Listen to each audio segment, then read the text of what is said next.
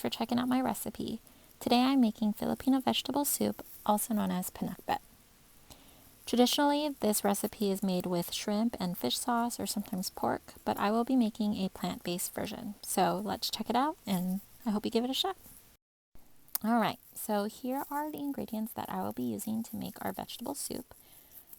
If you can't find these ingredients at your local grocery store, there are ways to substitute them out.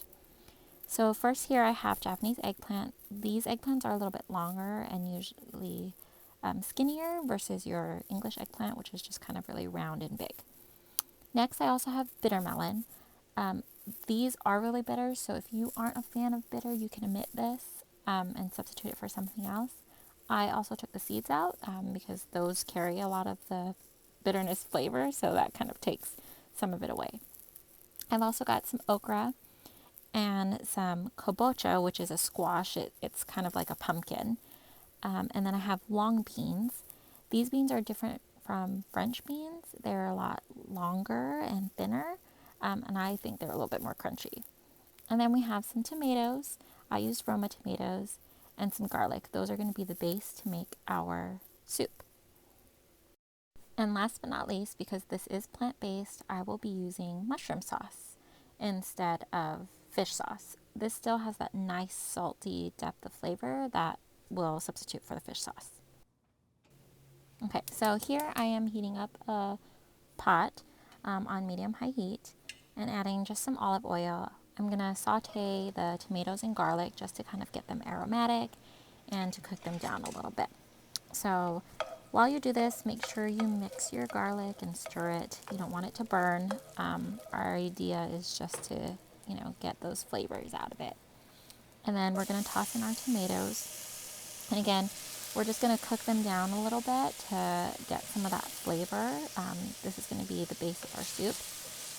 When we cook the vegetables, we won't be adding any water. They actually create their own moisture when we cook it, and you'll kind of see as we move forward in the video. So now that the tomatoes and garlic have cooked down, we're going to start adding in our veggies. I forgot to note in the beginning, you want to make sure that all your vegetables are cut roughly the same size because you want them to cook evenly. So I'm going to layer the vegetables just in the pot, kind of keeping all the similar ones together. So you see the eggplant, the long beans, and I'm going to put in the bitter melon and our okra.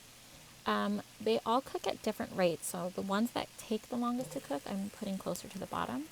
Now the kabocha, or the squash, cooks quite fast, so that's why these are going to go at the top. But again, the key here is that all your veggies are cut roughly the same size. Once they're all in, we're going to cover it up, and this is going to allow our vegetables to cook down and create that moisture in its own soup. Okay, so about every 10 minutes you want to check on the veggies and just, kind of move them around, let some extra steam get through to allow them to cook. I'm not mixing because, again, the vegetables cook at different rates, so we just kind of want to keep them where they are. And I'll come back in a few minutes again. So here, as you can see, I'll move a little bit. We're starting to build some liquid on the bottom.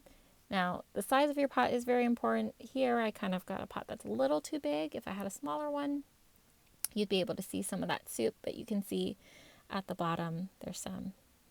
So again, just moving the veggies around, not really mixing. We just want to leave them alone and let them cook independently. All right, so here, as you can see, we have some soup. Now the size of the pot does matter, so next time maybe I should use a smaller pot, but if you have more veggies, then a bigger pot will do the trick. So now that our vegetables have cooked down, I'm going to add in our mushroom sauce. And at this point, our veggies should be tender, and I'm just going to give it a quick mix. And look at how lovely those tomatoes are turning out. They should really be cooked down to almost nothing, kind of, but most of their flavor is in the soup. So I'm just folding. I'm not really like stirring or mixing really crazily. I just want to get all the soup incorporated. So at this point, the soup's pretty much done. I'm just gonna turn off the heat and let it sit for a couple more minutes. Make sure you taste the soup and add more salt if you like. Now comes the fun part. I like to serve this over some really hot rice and put some extra soup on there. I like to make sure the bowl has every little bit of everything. I've got all the vegetables in there. I hope you give this a shot.